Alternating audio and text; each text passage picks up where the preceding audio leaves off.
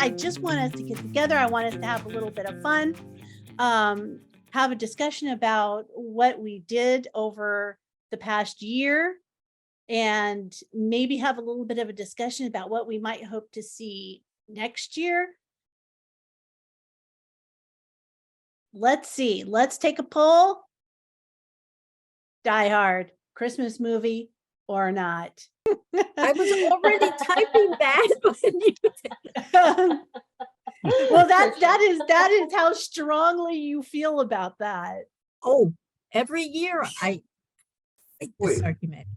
How can you have never seen it? How have you never seen it, Jennifer? Okay, so Jennifer has homework.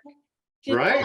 Sorry, think we there's should Sound have- of Music and Love Actually and all the other movies I really want to see. So Die Hard just never, it's like number whatever, 182 of 182 that I want to see. So sorry, I may have homework though. Well, We should have if a you coffee missed- chat viewing party, Shannon. We could That's do it.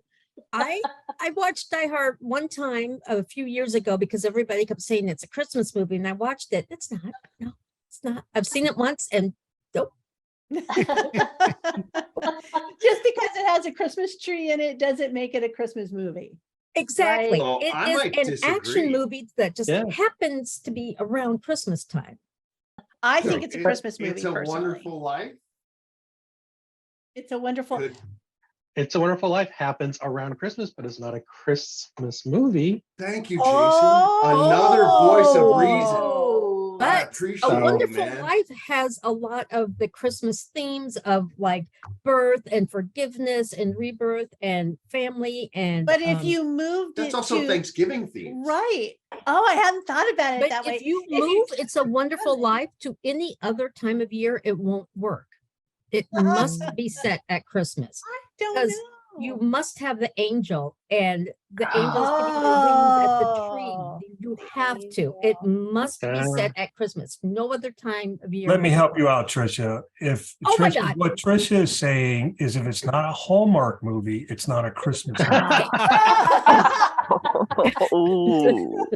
Okay, Kevin. Some of you have been some big regulars of the coffee chat, and I appreciate that. What I'd like to know is, was there anything this year that stood out for you? You know, a coffee chat. And of course, we've got Debbie here. So everybody's got to say that Debbie's learned something new was the highlight of the year. So we'll just go ahead and say that. And Lillian, definitely giving you a thumbs up there, Deb. But what else was there? Was there a coffee chat or a moment or a takeaway that hangs with you from the past year? Well, Shannon, I just have to say thank you. First of all, thank you for Christmas presents, lovely. But really just getting to know this community of practice and getting to know other humans who do this thing and who don't do it in a big corporation like I do, and who don't just do it in, the middle of a small town in America, but all over the world. I am here on this video chat with some heroes of this industry. And it just makes me blush and get all warm even to see Andrew and Debbie here today and some of the others who've introduced us to. Just thank you. Well, thank you for that, Lillian. I'll jump in. I wasn't able to attend a lot of the coffee chats, especially the latter part of the year, because I ended up with a conflicting recurring meeting. But I attended several at the beginning of the year. And I think my first one was the one when we did goal setting. And then we set up a dedicated Slack channel for those of us that wanted an accountability group. And I just want to say how much I appreciated that, because it really did help me get a jump start on my goals. And while they're still in progress, I was also happy to just get momentum in them, start coaching, go back to school. And I appreciated the community and the connection that I that I got through this group. And I hope that I can continue to join the coffee chats as my schedule enables. I also really enjoyed the leadership development coffee chat because that was something that I undertook for my organization this year, and we're just getting it off the ground. So we'll see how it goes, but it's definitely given me some good things to think about. So I appreciate that as well. Well, thank you for that, Victoria. Very nice. Yes. Yeah. And I've always said this, I continue to say it, that it's about the contribution that everybody makes, right? Because we all, learn and grow from each other, and we're all in this together. It's easy. I often get people who come into this chat and they're like, oh my gosh, somebody else has my problem. Yes, they do. Yes, they do. And that's the thing, isn't it? And it's throughout the years, we seem to see the same problem, sometimes repackaged, based on what is happening in the time in history, or what people are experiencing based on where they are at in their careers. So some of these problems continue to bubble up. And I'm glad that we can be in a place where we can continue to help people, come up with some sort of answer that helps them. It's not something that and what I loved about Andrew and what I loved about Debbie and Kevin, we're going to have to get you on. I'll learn something new this year. That would be fun. And what I appreciate that is that you're bringing ideas and you're bringing action, right? So we could talk theory all day long, but the chats, one of the things I'm really proud of is that we talk about action. What is it that we can do today to get started on whatever challenge is in front of us? So you guys do a great job of helping others do that. All right. So now, holiday traditions. Well, I'd say one of my favorite holiday traditions is talking to my ex-wife and my son who live in Ohio and telling them how warm it is in Southern California. My tradition is setting up a very large Lego winter village at our local library. So it's up at our local library right now, my giant Lego winter village that everybody comes to see. So that's my favorite tradition, setting it up. And so I've got a big plan next year to build a life-size Lego Christmas tree. And so far, I've got it modeled out to a little over 20,000 Lego bricks. 20,000? I'm excited about building that. Oh my gosh.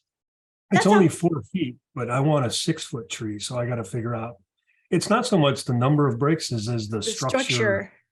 Yeah. And to keep it from falling over. Right. Or collapsing on itself, right? Because it's got to be on a trunk. It'll be heavy. Yeah. So what was the other question you asked? Yeah.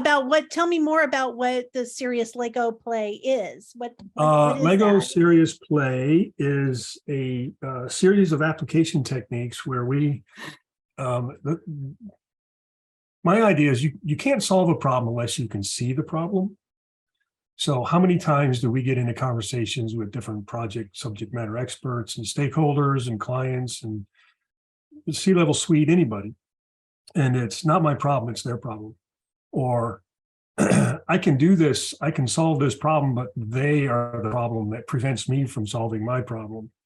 And in the end, everybody wants to do good work. I mean, we think about all the people we work with.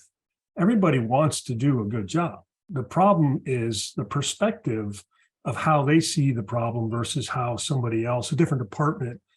And there are other underlying things like supply channels and different things that may other parts of other departments may not see that same perspective. So you use Lego and you build 3D metaphorical stories and you lay out the problem and everyone build their own, but it gets to some really deep thinking. It enters an area that you probably have never stretched your brain before. So for instance, everybody's familiar with Lego, and if you were to have a random little pile of Lego in front of you right now, and I were to ask you a question, build a model of what trust looks like, So now you're, okay, this is not a car or a plane or a house. This is not a noun.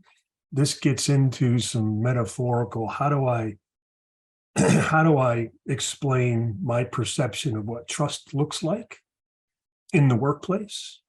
Now, if all of us were doing that at the same time, all of us would have a different perception of what that is. But because they're all in front of us and they're all there, we're not just listening to words, we're actually seeing how you feel about it. And then we combine that together. And then over time, we build on that and we build on that till eventually there's one model that is collectively agreed upon, that this is what we all agree and commit to, that trust looks like in our organization. And now the benefit of that is not just participating. Well, that's the big benefit, is that largely most meetings, 20% of the people consume 80% of the time. And there's a lot of people that just kind of sit back and don't participate, but they have a lot to offer. So when you strip ranks and titles out of the room and everybody is participating equally, everybody builds the same model, everybody has the same question. So the VP of sales and marketing is working right next to the person that might be a new hire in the mailroom. And they're both they both have a perception of what certain things are. But it's really eye-opening when a C-level suite can see something from somebody that's brand new. It's like, oh, I didn't think of that. I didn't know that.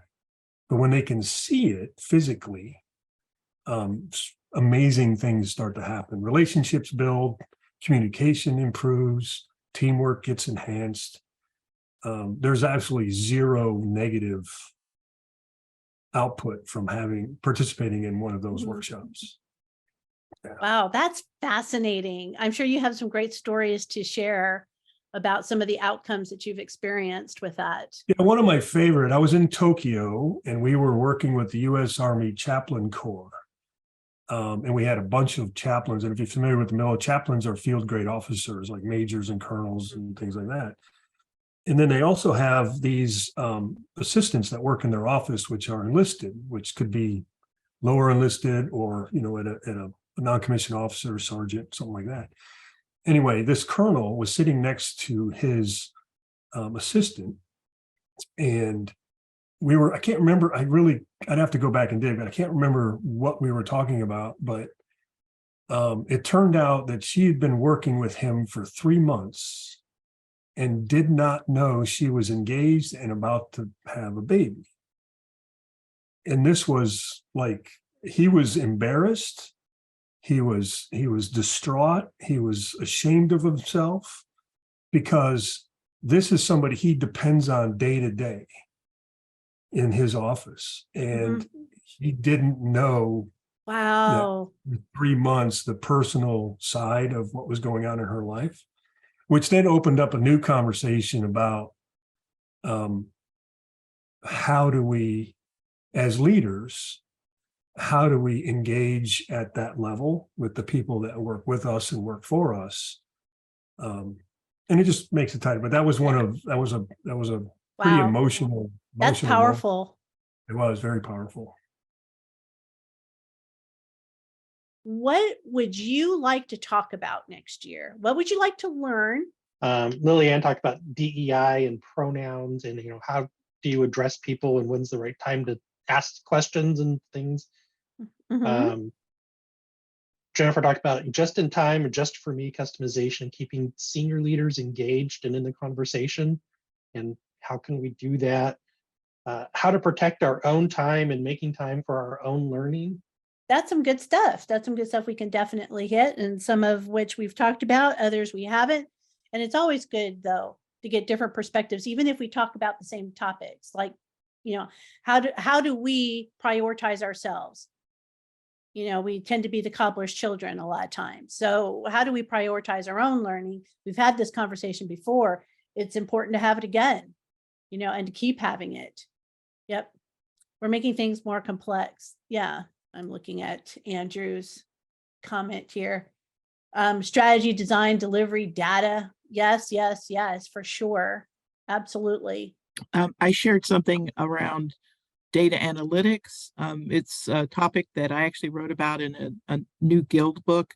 Oh, That was 2022 year in review, and I put the link in the chat for everybody. Okay. You can get that book for free from the Learning Guild. If you're not a member, you can join for free. But to me, the big thing for me for next year to talk about and to do more with is data measurement. I know that Andrew was talking about it from the performance and evaluation side. I'm looking at it from many different lenses as well. that's great. And I think that that's a conversation we definitely need to dig deeper into. Thank you, everybody, for joining me today for our special wrap up, and you'll get the recording and all the other good things that usually come with this. And I look forward to seeing you in 2023.